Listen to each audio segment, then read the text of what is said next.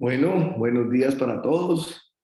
Hoy tenemos un tema muy interesante porque vamos a asociarlo con lo que es hoy en día uno de los procedimientos antienvejecimiento más empleado y difundido a nivel mundial, que son el tratamiento antienvejecimiento de hilos tensores. Pero cuando uno habla de este tema, pues hay mucho escepticismo sobre esto. Entonces vamos a hablar un poquito sobre anatomía facial superficial a cargo de la doctora Ángela María Fajardo, presidente del primer año de la Pontificia Universidad Javeriana.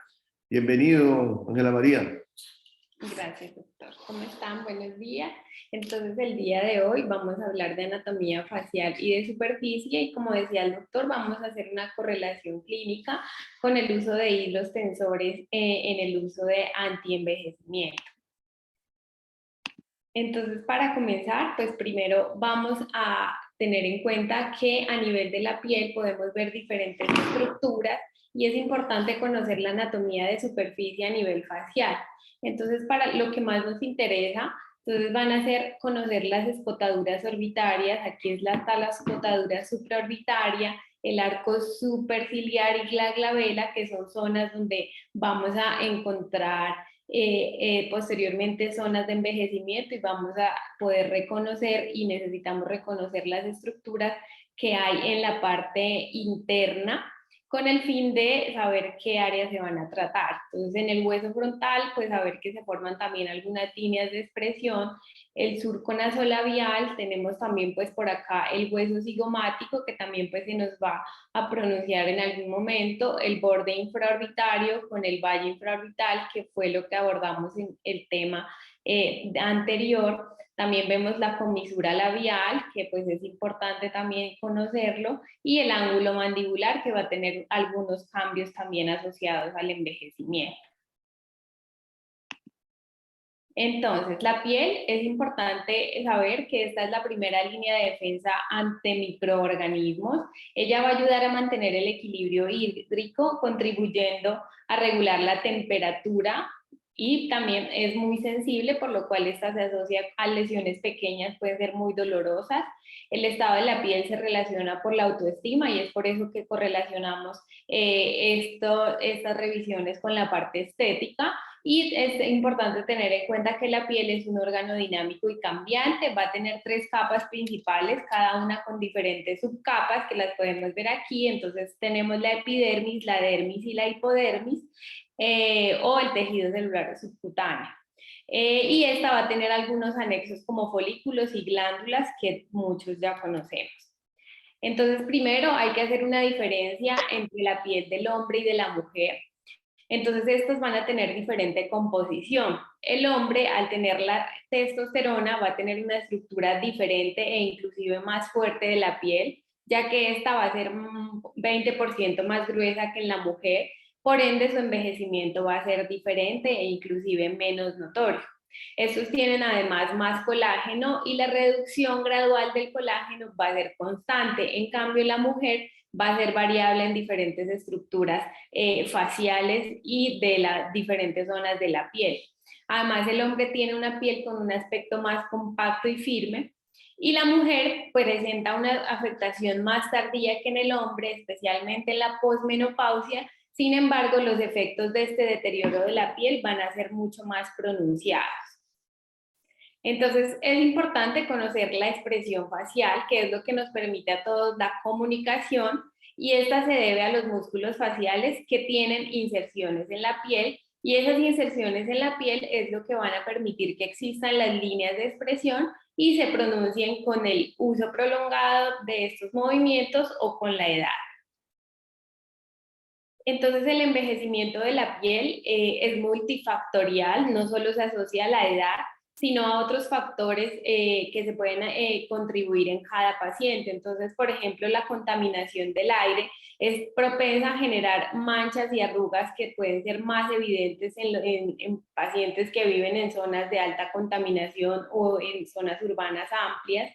La luz solar y el tabaquismo se asocian a debilidad y adelgazamiento de la piel y por ende aparición de arrugas más temprana.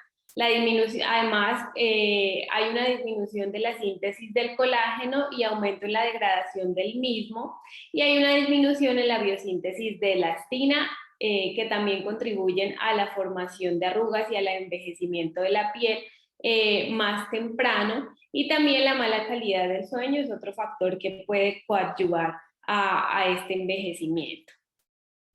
Entonces vamos a tener que también inferior a la piel tenemos la grasa facial.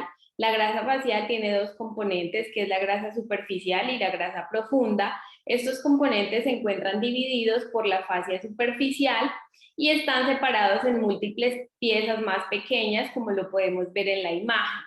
Este tejido graso está soportado por tejido fibroso, y es importante reconocerlo porque estas zonas de grasa son las que cambian de manera no uniforme en los pacientes durante el envejecimiento, y por ende esto va a permitir que esas líneas de expresión se pronuncien más. Entonces aquí podemos ver una imagen de la grasa superficial en la derecha, que comprende la grasa infraorbitaria, la grasa del surco nasolabial. Entonces obviamente cuando esta grasa empieza a desaparecer vamos a ver un pronunciamiento del surco nasolabial. Cuando la grasa infraorbitaria desaparece vamos a ver un pronunciamiento del valle lagrimal, y también pues tenemos la grasa a nivel de las mejillas. Y en la grasa profunda, pues vamos a encontrar niveles muy similares que pueden tener diferentes tamaños, pero a diferencia de la anterior, vamos a encontrar una grasa a nivel de las mejillas más amplia. Entonces el envejecimiento de la grasa facial ocurre también pues por la edad, que genera un cambio de posición y del contorno en el tejido adiposo. Además hay una atrofia del tejido graso profundo y un desplazamiento e hipertrofia del tejido graso superficial. El tejido adiposo de la frente, de la región periorbitaria y de la región perioral se atrofia, y ocurre una relajación de la piel alrededor de la nariz, de la órbita y del mentón, que es lo que nos va a generar las arrugas en estas zonas mencionadas. Además, hay un aumento de volumen en la parte inferior del tejido celular subcutáneo nasolabial, que nos va a generar un surco nasolabial protruido. Y esa pérdida del volumen en el surco nasolabial va a permitir también que la zona del valle lagrimal descienda y este sea más evidente. Entonces se asocia principalmente a la edad, a la gravedad y al desequilibrio de volumen. Entonces aquí podemos ver una imagen donde se evidencia la disminución progresiva de ese tejido graso que ocurre con la edad. Entonces vemos que a mayor edad, esta es una paciente de 35 años, 45 años, que vemos que ya hay una pronunciada reducción de la grasa. Y finalmente a los 55 años, que sigue siendo una paciente joven, la grasa ha disminuido considerablemente, y es lo que hace que cambien las facciones pues en los pacientes. Entonces, después del tejido graso, pues encontramos los músculos de la cara. Estos contribuyen a la apertura y oclusión de los orificios de la cara principalmente, además a la masticación y la expresión facial o la mímica facial. Tiene tres características comunes principales, que es, como les mencioné al principio, una inserción cutánea, que es lo que permite la expresión facial. Se encuentra inervada por el nervio facial y están agrupados alrededor de los orificios de la cara. Y estos músculos se dividen en 4 subgrupos, que son los músculos de los párpados y cejas, los músculos de la oreja, de la nariz y los músculos periorales. Entonces, primero tenemos los músculos del cuero cabelludo y de la frente. Entonces aquí estos pues se van a correlacionar sobre todo con las líneas de expresión a nivel frontal. Entonces aquí tenemos el músculo occipito frontal y el temporoparietal, que están unidos por una galea aponeurótica, y pues se asocia también con la expresión facial, especialmente de la frente. Entonces aquí ya tenemos los músculos de los párpados y los músculos nasales. Entonces tenemos el orbicular ocular, que como ya hablamos en la charla de párpados, consta de 3 partes y se fusiona en el ligamento palpebral. Tenemos también el músculo piramidal de la nariz o el procerus, que nos va a generar esa expresión facial interciliar, el superciliar de los ojos, el elevador del ala superior de la nariz y los músculos nasales, que son estos dos que vemos aquí. Entonces ahora vamos a revisar los músculos periorales. Entonces aquí los más importantes son el cigomático menor, que está ubicado aquí lateral a la nariz. Tenemos el músculo risorio, que está, pues, es muy importante al relacionarse con la expresión facial del ángulo labial. El orbicular ocular, pues que también se relaciona con líneas de expresión posteriormente a nivel supralabial. Y el depresor del labio inferior, también el depresor del ángulo de la boca, que se asocia a las líneas en el ángulo labial. Tenemos acá el elevador del labio superior, el elevador del ángulo de la boca, el cigomático mayor, que está por encima del cigomático menor, el músculo buccinador y el músculo mentoniano. Entonces, aquí en las imágenes laterales podemos ver algunas imágenes que con la expresión facial van marcando algunas líneas de expresión, como vemos acá en el ángulo labial o acá en la línea del risorio, y pues podemos evidenciar cómo se correlaciona la musculatura y la aparición de las líneas de expresión. Entonces este es como un resumen de esa musculatura, como les mencioné, la subclasificación a nivel muscular de esta zona. Entonces, estos músculos faciales también van a tener un envejecimiento y van a presentar arrugas por relajación de los músculos superficiales de la expresión. Además, la flacidez de la piel contribuye también, pues, dado que los músculos se insertan en la piel, entonces esa inserción al deteriorarse, pues nos va a generar mayor pronunciamiento de arrugas. Hay cambios en la tensión muscular y movimientos repetitivos del músculo, y además la edad genera un alargamiento de los músculos faciales, un aumento en la tensión muscular, un acortamiento en la amplitud del movimiento y un cambio en la tensión muscular en el reposo, que es lo que va a contribuir, pues, al aumento de esas líneas de expresión, y adicionalmente a ello, pues, los cambios en los ligamentos y en los huesos faciales. Posteriormente, entonces encontramos, pues estos antes del músculo, usualmente está entre el músculo y el tejido adiposo, que es el sistema músculo aponeurótico, el cual es muy importante para efectos de esta charla, ya que en esta zona o en la zona del tejido celular subcutáneo es donde van a ir ubicados los hilos tensores. Es por eso que es muy importante reconocer a esta anatomía para que la localización al momento de posicionar estos hilos sea la correcta. Entonces, esta es una capa fibromuscular continua que envuelve no solo la cara, sino también el cuello. Corresponde a una fascia que conecta y distribuye la acción de la musculatura de la mímica facial, y va a tener unos límites que son a nivel frontal, la galea y los músculos frontal y piramidal; a nivel temporal, la fascia pretemporal; a nivel anterior, el músculo orbicular; en la parte caudal, la fascia superficial de la cara; e inferior, pues el platismo. Entonces aquí podemos ver algunas imágenes de lo que es el sistema musculoaponeurótico, más conocido como el SMAS, y vamos a ver cómo este protege toda la capa, toda la musculatura, y se correlaciona, pues, con el tejido graso a nivel de toda la porción facial. Pues es una foto de un cadáver donde, pues, podemos evidenciar esa fascia disecada, y aquí pues podemos ver el SMAS. Aquí también podemos ver otras imágenes ya en dibujo de este SMAS y de la importancia, pues, de la correlación clínica que debemos tener, y evidentemente cómo este pues recubre todo el tejido muscular de la piel del rostro. Y pues a grandes rasgos los huesos de la cara, entonces pues tenemos que principalmente a nivel facial está el hueso frontal, los huesos que son pronunciados a nivel periorbitario, que están el cigomático y el maxilar, y tenemos pues la mandíbula y el hueso parietal, pues que ya de pronto se correlaciona más con la posición de los hilos tensores. que los vamos a ver más adelante. Y también, pues, no solo, así como se evidencia un envejecimiento de las demás estructuras, también hay un envejecimiento de los huesos. Entonces ocurre principalmente un cambio en el ángulo mandibular que en la juventud o inicialmente es en forma de L y esta pasa a ser como en forma de I y ocurre una protrusión mandibular. Además, hay una profundización de la fosa cigomática que ocurre después de los 30 años, lo cual genera mejillas aplanadas y depresión del labio superior.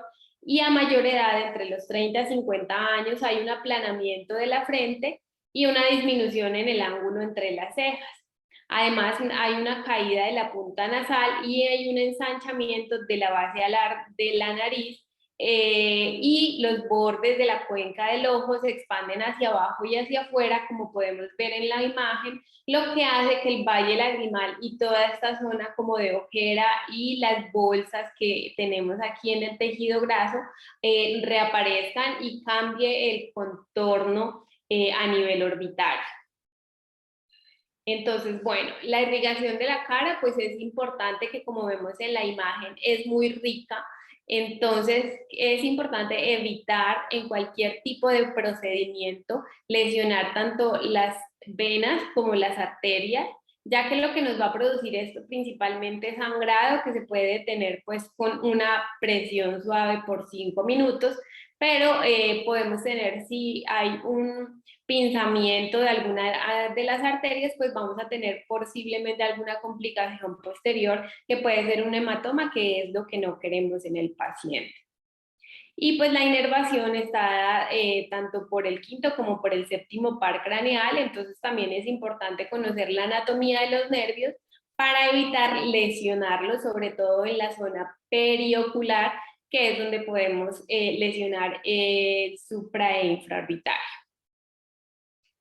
Entonces, para hacer un resumen de las áreas de envejecimiento, tenemos que con el envejecimiento en la cara vamos a encontrar unas líneas verticales en el entrecejo, hay atrofia de la parte superior de las mejillas, se forman los pliegues nasolabiales, los pliegues horizontales en la frente, los huecos temporales o en las cejas, hay mayor pronunciamiento del surco lagrimal, hay arrugas nasales, líneas verticales en los labios, adelgazamiento de los labios e irregularidad de la mandíbula. ¿Sí? Entonces, pues aquí en esta imagen podemos ver cómo esa gravedad genera una irregularidad en esa zona de la mandíbula y pues va a cambiar esa forma lisa que se encuentra en la juventud y vamos a ver que hay como depresiones en algunas zonas que pronuncian más las líneas de expresión en determinadas zonas y cambian pues la coloración por un efecto óptico de estas zonas. Entonces aquí podemos ver unas líneas finas del pliegue nasolabial y aquí podemos ver unas líneas labelares y también a nivel frontal que son pronunciadas. Ya finalmente, pues después de hablar de la parte de anatomía, vamos a hacer la correlación clínica con los hilos o la posición de hilos de dermosustentación facial. Entonces, esta es una técnica de rejuvenecimiento mínimamente invasiva que es no quirúrgica, las cuales han puesto en boga dado que muchos pacientes ya no desean hacerse procedimientos incapacitantes o invasivos, entonces han optado por hacer este tipo de procedimientos de rejuvenecimiento tanto facial como corporal, que pues son menos complejos. Entonces este estiramiento con hilos va a generar un efecto cosmético que va a llevar a la eliminación de las arrugas en estas zonas que les mencioné. Y se busca un lifting facial mínimamente invasivo con resultados naturales, sin incapacidad. Es un procedimiento que reposiciona más no reseca piel, entonces es importante mencionarle esto al paciente porque pues si no hay pacientes que tienen sobrantes de piel, entonces probablemente si no les fijamos van a quedar inconformes con el resultado y además tienen otras propiedades que son producir colágenogénesis y neurofibrogénesis, que son importantes ya que con la edad pues vimos que estas generaciones de colágeno y de fibras de sustentación van disminuyendo, entonces con esto lo que hacemos es mejorar esta parte del colágeno que es importante para disminuir la expresión facial. Además, ya los hilos de tensión pues aseguran y reposicionan los tejidos para dar pues una mejoría al rostro. Entonces es importante conocer que hay muchas zonas donde se puede aplicar los hilos de sustentación. Sin embargo, esto requiere entrenamiento, dado que hay muchos videos caseros donde la gente hace esta posición de los hilos en casa o en sitios no seguros que pueden llevar a complicaciones graves. Y es importante individualizar al paciente, hacer una selección del mismo, quién sí aplica y no aplica para la posición de hilos tensores y el material que se va a utilizar en cada paciente. Entonces los hilos se clasifican en diferentes tipos. Tenemos los hilos aptos, los hilos de contorno, hilos de silueta, hilos de suspensión y los hilos de polidioxanona, que pueden ser de suspensión o de silueta. Entonces los hilos aptos son hilos fabricados con polipropileno cortado 2 ceros. Este va a tener pequeñas espículas, como vemos en la imagen, en la misma dirección. Tienen un corto periodo de recuperación y las indicaciones de su posición son tejidos blandos, caídos, laxos y aplanados. Estos fueron como los primeros hilos que se empezaron a utilizar. Y vamos a ver ahora los hilos de contorno, que son hilos isométricos que se encuentran aprobados por la FDA a partir de octubre del 2004. Tienen aproximadamente 25 centímetros de sutura de polipropileno 2.0 y va a tener 50 secciones intermedias de 10 milímetros con espículas unidireccionales aseguradas en la fase. Que estas espículas lo que van a hacer es que van a disminuir ese riesgo de movilidad del hilo tensor y generar pues mayor sustentación.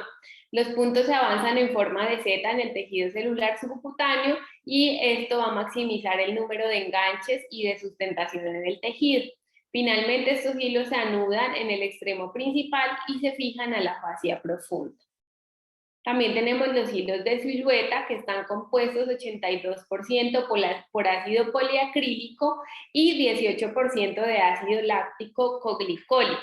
Estos están aprobados por la FDA desde el 2005 para uso en el tercio medio de la cara y tiene 8, 12 o 16 conicidades que se han perdido en esta imagen un poco. Que están espaciadas uniformemente con un área central de 2 milímetros sin contorno, que es donde usualmente se hace la regresión pues, del hilo.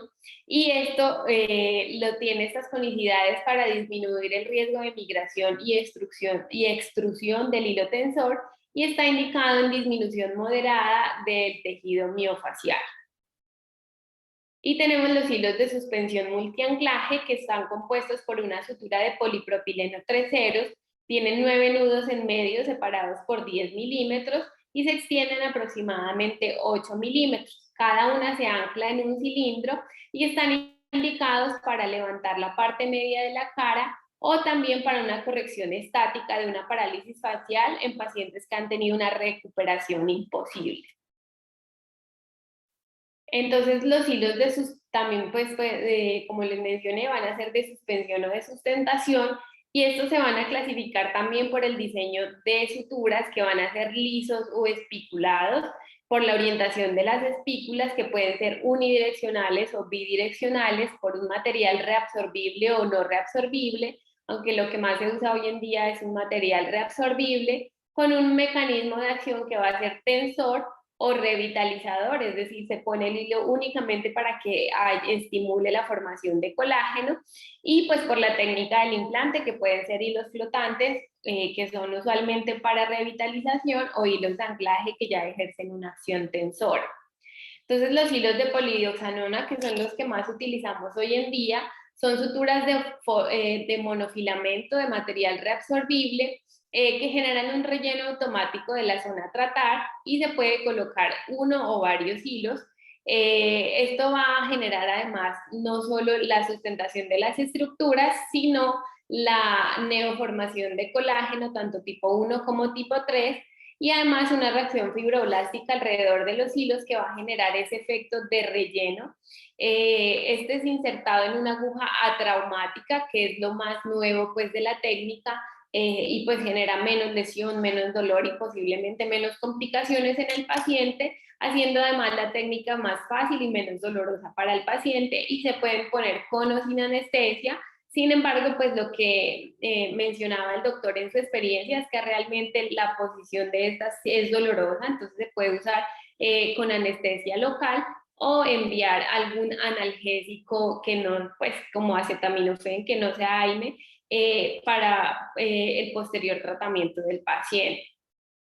Entonces, el propósito del tratamiento con hilos es la bioestimulación, la reposición y el reforzamiento de estas líneas de expresión y de estas zonas de envejecimiento que se ven en el paciente. Y el plan de tratamiento es marcar unos vectores de corrección. Digamos que no hay una fórmula para marcar estos vectores de corrección, ya que cada paciente envejece de manera distinta, por ende las líneas de expresión y la forma que se van a aplicar los hilos en cada uno van a ser completamente distintas. Entonces ya para la posición se debe hacer pues una asepsia y antisepsia del área que se va a tratar, se debe marcar el objetivo, pintar el trayecto, marcar el objetivo debe ser en conjunto con el paciente, sabiendo qué es lo que él desea. En arrugas, pues lo vamos a poner a hacer que este quede 1 centímetro antes del inicio de ella, y la apertura del punto de entrada usualmente lo hacemos con una aguja 18. Entonces, estas son las zonas que usualmente podemos tratar, que son, como les he mencionado en el transcurso de toda la charla, las zonas que más van a producir líneas de expresión, y pues lo que más le va a molestar al paciente es lo que vamos a tratar. Esta es pues una vista anteroposterior, y esta es una vista lateral de todo lo que el paciente pues puede desear mejorar. Es importante además conocer que hay algunas zonas de los tejidos faciales que son móviles y otras que son fijas. Entonces de esto también va a depender la posición de los hilos. Como les he mencionado durante la charla, el rostro no tiene un envejecimiento uniforme, sino un envejecimiento dispar. Entonces por eso a unas personas se les van a pronunciar algunas zonas más que otras, y a otras personas pues van a tener pronunciamiento de otras zonas que son las que van a querer tratar.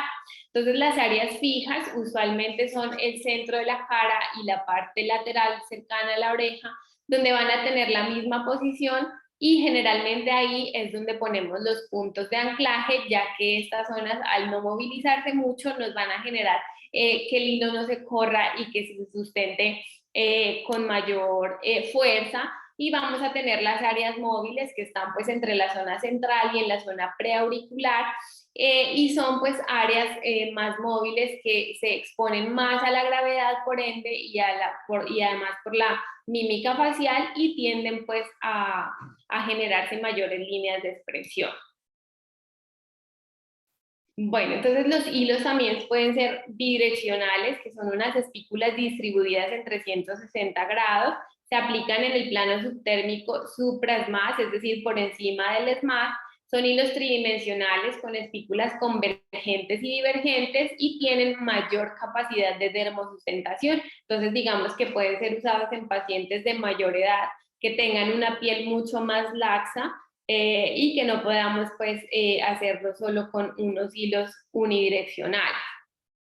Entonces es importante tener en cuenta la profundidad a la cual se debe localizar el hilo tensor.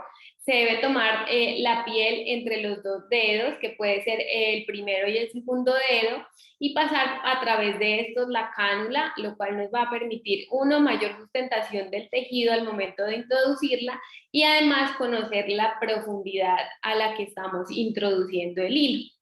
Es importante que en los orificios de salida, es decir, cuando se empieza a sacar la cánula, no deben quedar partes de cuero cabelludo, ya que esto puede llevar a una sensación de cuerpo extraño y a una generación de un granuloma o de una infección. Entonces, es importante que a mayor profundidad hay mayor corrección de las líneas de expresión. Sin embargo, esto no debe ser tan profundo, sino que debe ser ubicado a nivel del tejido celular subcutáneo o a nivel de el SMAS, que esto va a ser aproximadamente a 2 o 3 milímetros de la piel. Entonces, como vemos, todas estas capas son muy delgadas, entonces la posición adecuada debe ser una posición correcta para lograr los resultados que se pretenden en el paciente. Entonces, la técnica es una incisión con una aguja número 18 por el orificio. Posteriormente se introduce una cánula que se dirige hasta el lugar de levantamiento, se ancla el hilo de acuerdo al tipo que estemos utilizando y se anuda para potenciar el anclaje. Y posteriormente se hace una recanalización del hilo con el fin de quitar el hilo, pues que no haya ningún resto de hilo en la parte exterior del paciente. Es importante siempre verificar que el corte del hilo sea profundo y que este no quede superficial, ya que este se puede contaminar y llevar a complicaciones posteriores. Entonces, este es un estudio que se realizó en el 2021, pues que se publicó en el 2021, donde el objetivo era establecer los espesores de la piel facial y de la grasa superficial con el fin pues de saber dónde realmente se deben colocar los hilos tensores, y eso se realizó utilizando imágenes en tercera dimensión. Lo que iba a permitir pues este estudio, además con su publicación, era la reducción de las complicaciones al posicionar el hilo en la zona donde este debe ir y donde no genere ningún tipo de lesión. Entonces se usaron 30 cadáveres coreanos y tailandeses, 17 de los cadáveres eran hombres y 13 mujeres, y se midió la profundidad de la piel y la grasa superficial con un escáner 3D, tomando imágenes faciales de la piel sin diseccionar y extirpar la grasa superficial. Entonces, más o menos los que vemos en la imagen son los vectores que se midieron en todos los cadáveres del estudio. Las medidas pues, y las desviaciones estándar de los espesores de la piel y la grasa superficial fueron variables, más o menos 2.1, 0.4, 2.1 con una variabilidad de 0.4 milímetros y 5.2 en las zonas de mayor tejido, con más menos 1.9 milímetros en las 11 vías que se midieron. Es decir, que la piel superficial, la parte del tercio superior y del tercio medio, presentan un grosor más delgado, y la parte inferior de la cara ya presenta un espesor más amplio. Entonces, en estas zonas podríamos ubicar el hilo tensor un poco más profundo que en esta zona superficial. Entonces aquí pues vemos como algunas imágenes de la reconstrucción 3D que se hizo en los pacientes, en los rostros pues de cadáveres. Y el estudio pues concluye que los tratamientos realizados a ciegas sin visualización directa pueden tener mayor riesgo de complicaciones, que por eso es importante que los médicos comprendamos la topografía regional detallada, además de los espesores de la piel, para determinar a qué profundidad se van a colocar los hilos tensores, garantizando una precisión, mayor seguridad y evitar lesionar cualquier tipo de tejido, dado que si los hilos se ponen en las zonas donde deben ir, la lesión arterial o nerviosa es muy infrecuente. Entonces, este estudio lo que finalmente ayuda es a ubicar los puntos de localización y profundidad durante la colocación de los hilos tensores. Entonces, aquí vamos a ver unos resultados de algunos procedimientos de hilos tensores. Entonces, vamos a ver que esta paciente se le hizo una elevación de las cejas. Ahí podemos ver pues el video del antes y después. Se utilizó un hilo MINT que presenta unas espículas 360 helicoidales, que es un hilo moldeado de cuarta generación y es un hilo biocompatible. Aquí tenemos una colocación de hilos en los pliegues nasolabiales. También se usó un hilo MINT del estilo fan, que lo que va a proporcionar es un anclaje multidireccional y maximiza el efecto mecánico que presenta el paciente. Aquí podemos ver un video de ese pliegue.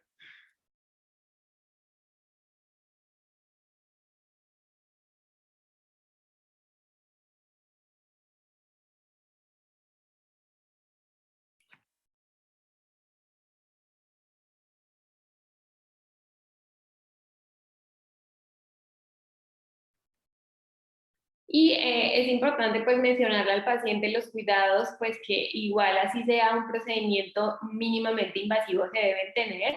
Entre esos pues es no realizar masajes en las zonas del hilo, puede usar acetaminofén, se debe evitar los AINES, ya que lo que se desea es generar una inflamación para que se regenere o se bioestimule la formación de colágeno. Se puede usar también ungüentos de árnica, vitamina K o caléndula a nivel de la zona, pero con una aplicación suave sin masaje. Y las primeras 48 horas se puede colocar frío local, solo si hay edema, si no, no es necesario. Y si hay un dolor muy intenso, generalmente incluso durante la posición del hilo, es porque no estamos ubicados en la zona correcta, entonces el paciente pues debe consultar con su médico tratante. Las recomendaciones iniciales posteriores al procedimiento van a ser no realizar ejercicios físicos las primeras semanas, posponer citas odontológicas, ya que pues esto va a generar una movilidad de la cara amplia, evitar la masticación pues fuerte o dura o de comidas pues muy duras, controlar un poco la mímica facial para lograr un mayor efecto mientras se fijan los hilos y pues evitar fuentes de calor. Los efectos secundarios que podemos encontrar tras la aplicación de hilos son diversos, aunque con una adecuada técnica y un adecuado estudio de la persona que pone los hilos, pues estas van a ser mínimas, pero se pueden producir una limitación en la mímica facial, edemas, hematomas, dolor, equimosis, infecciones y retracción de los tejidos. Podemos encontrar que se pueden presentar irregularidades en el rostro como hoyuelos, depresiones, inflamaciones en el punto de inserción, retracciones y ahorita vamos a ver algunas imágenes. Entonces estas pueden ser, en la primera imagen vemos la formación de hoyuelos en el punto de aplicación de los hilos tensores. Entonces esos hoyuelos son los que se deben evitar, generando de pronto hay demasiada tensión al momento de finalizar el procedimiento y podemos ver qué pasa en la piel, qué ocurre cuando se forman estos hoyuelos, es porque hay una lesión usualmente del tejido graso o porque se puso de manera muy superficial, como vemos aquí, debió ser pues como un poco más cerca del esmalte, entonces al estar muy superficializado el hilo puede romper algunas zonas de tejido graso y generar pues esta formación de hoyuelos en los pacientes. Aquí pues podemos ver que hay una elevación o como un granuloma en la piel. Entonces lo que ocurre, pues podemos verlo aquí en esta imagen del centro, es que probablemente hay una sustentación del hilo, primero que está un poco superficial y probablemente hay una sustentación aún más superficial, que es lo que nos va a generar este tipo de lesiones o complicaciones posteriores. Aquí podemos ver pues también una complicación similar y aquí se evidencia en una ecografía pues como el hilo, quedaron diferentes hilos muy superficializados y por eso pues se forman estas lesiones. Además, podemos encontrar en esta imagen un paciente que desarrolló pues un enrojecimiento, hinchazón y dolor, y mucho como sensación de cuerpo extraño, entonces este hilo finalmente se tuvo que retirar. Entonces aquí lo que les decía, probablemente quedó alguna porción de cuero cabelludo y eso hizo una sensación de cuerpo extraño y una formación del mismo con un efecto pues de aumento de granulación y pues finalmente se tuvo que retirar dicho hilo de sustentación. Y ya pues estas son las complicaciones ya extremas o graves, que son unas infecciones severas con unas cicatrices posteriores marcadas tras una inadecuada colocación de hilos tensores. Entonces es importante para finalizar tener unas consideraciones donde es importante saber que los hilos de dermosustentación son una técnica no quirúrgica que puede ser una alternativa válida y eficiente para mejorar esas líneas de expresión del paciente. Es un procedimiento mínimamente invasivo que se realiza bajo anestesia local. Podemos obtener resultados naturales, los riesgos son menores, sin cicatrices, y se pueden retocar los pacientes las veces que sean necesarios cuando pues, el hilo tensor haya finalizado su vida útil. Y ya, eso sería todo. Excelente. Bueno, ¿alguna pregunta? ¿Alguna pregunta, Jesús? Bueno, los hilos pues hoy en día son una alternativa para el rejuvenecimiento facial, pero lo más importante es que escojamos muy bien el paciente. No es para todos los pacientes. Debemos escoger pacientes con pieles livianas, que no sean muy pesadas, que no tengan un envejecimiento muy severo, porque no vamos a tener un resultado adecuado. Entonces, muy importante escoger los pacientes. Hay cuestiones donde realmente tenemos que decirle al paciente, usted es quirúrgico, usted es un paciente que debe hacerse, es un rejuvenecimiento con una ritidoplastia, donde hacemos un levantamiento de todo el tercio superior de la cara, que es muy importante que tengamos eso en cuenta. Tenemos pacientes jóvenes que tienen un envejecimiento leve, son los pacientes ideales para este procedimiento. Hoy en día nosotros como oftalmólogos oculoplásticos podemos complementar muy bien nuestra cirugía de párpados superiores porque a veces tenemos unos descensos relativos de la cola de la ceja por el envejecimiento y con unos hilos podemos colocar en la parte lateral de la ceja, hacer un levantamiento, una sustentación de la ceja o una fijación, que como llamamos sustentación, no es que es una fijación, sino una sustentación suave que da un efecto muy bonito. Personas que no tienen un descenso grave, porque pues lo que estamos haciendo es una dermosustentación. En hilos, pues hay todo tipo de hilos. Nosotros usamos en este momento los hilos de cuarta generación, son hilos bidireccionales, vienen diferentes indicaciones, hay hilos para el área del tercio superior de la cara que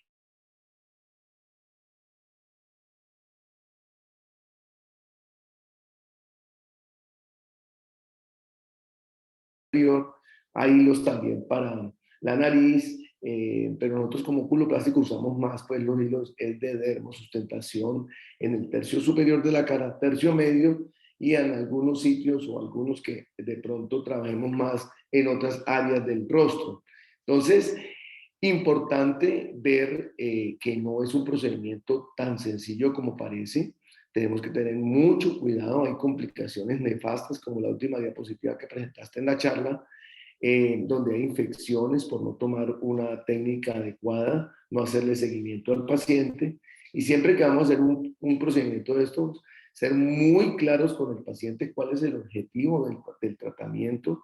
No es para todos los pacientes, los resultados y las expectativas que creamos en los pacientes pueden ser muy altas y tenemos que ser claros con esto para tener un buen resultado. Por eso escoger bien el paciente, darle las indicaciones, escribir muy bien en la historia los posibles eventos adversos, advertirle al paciente que no es un procedimiento tan invasivo, pero es un procedimiento doloroso. Después del procedimiento, el paciente tiene unas 24, 48, 72 horas en la cual tiene bastante molestia en el área del trayecto donde se coloca el hilo.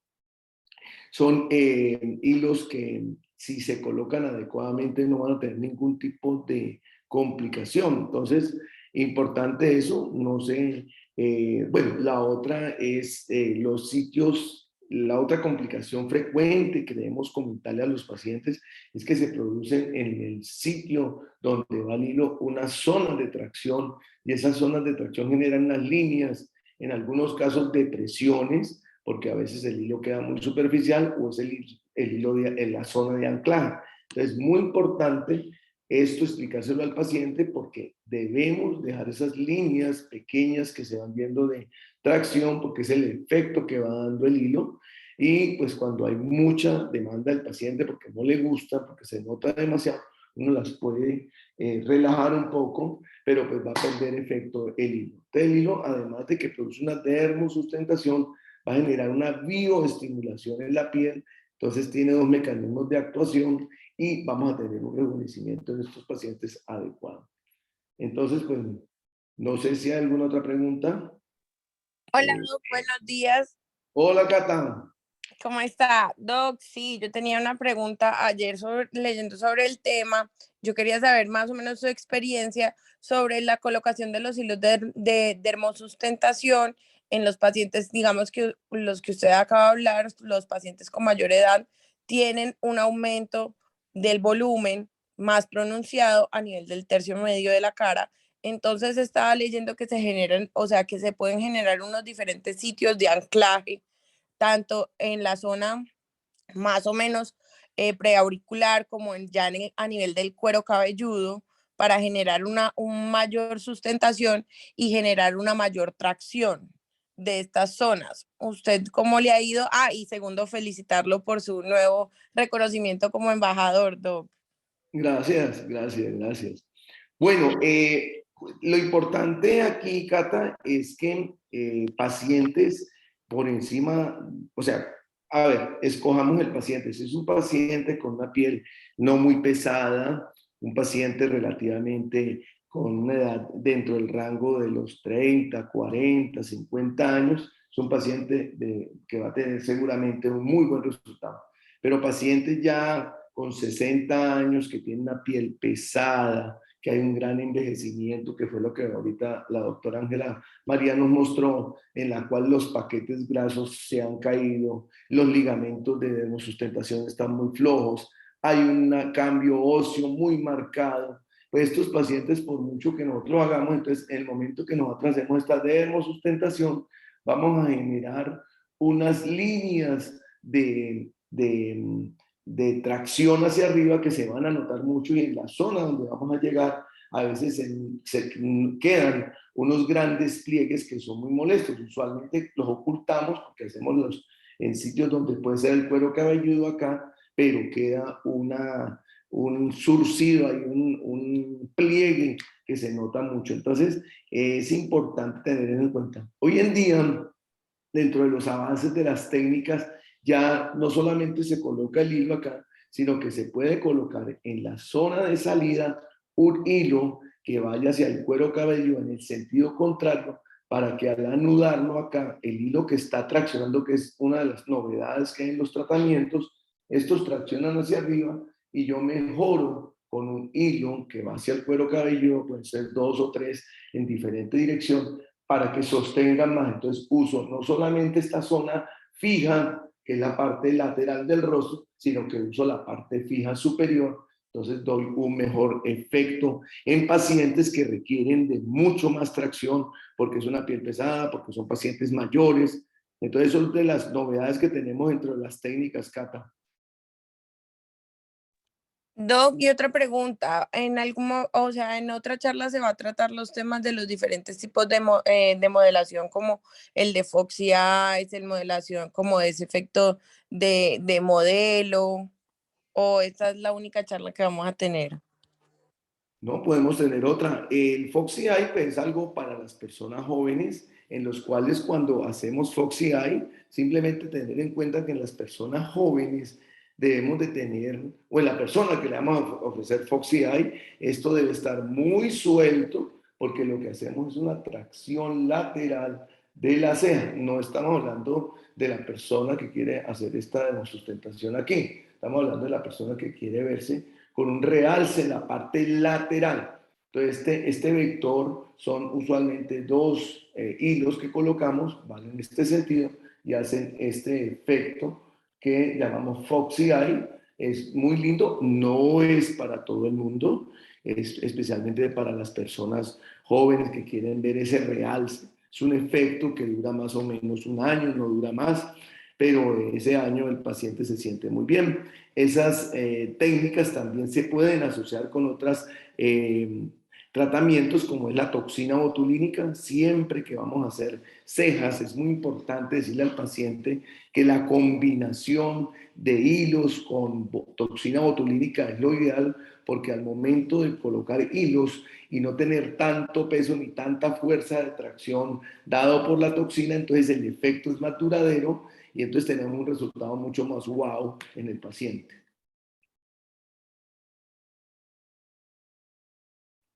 Bueno, ¿alguna otra pregunta?